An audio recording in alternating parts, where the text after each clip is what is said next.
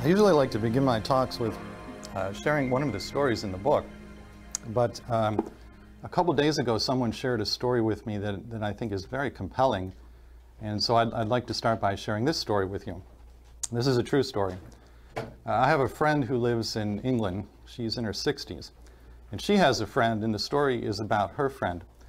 The friend is an English woman also in her 60s, I believe, and this woman grew up with a mother who apparently was not particularly loving.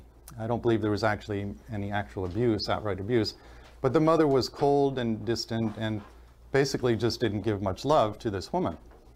So this was the environment in which this woman was raised.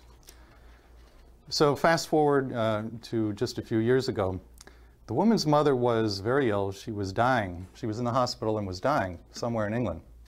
And the hospital called this woman and they said, your mother, we believe, is going to pass away sometime soon.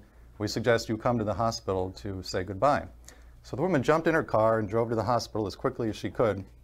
And unbeknownst to her, as she was driving to the hospital, apparently the mother slipped into a state of unconsciousness. So when she appeared at the hospital, the nurse took her aside and said, you know, I'm very sorry to have to tell you this, but while you were coming here, your mother went into a state of unconsciousness, and now it will not be possible for you to talk with her. But please go into the room and, you know, pay your last respects.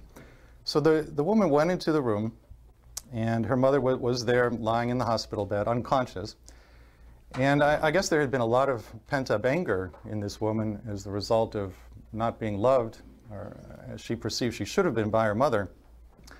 So since her mother was in a state of unconsciousness, and she was now really acutely feeling the grief of her mother about to pass, she basically just poured forth all of her pent-up feelings from over the years.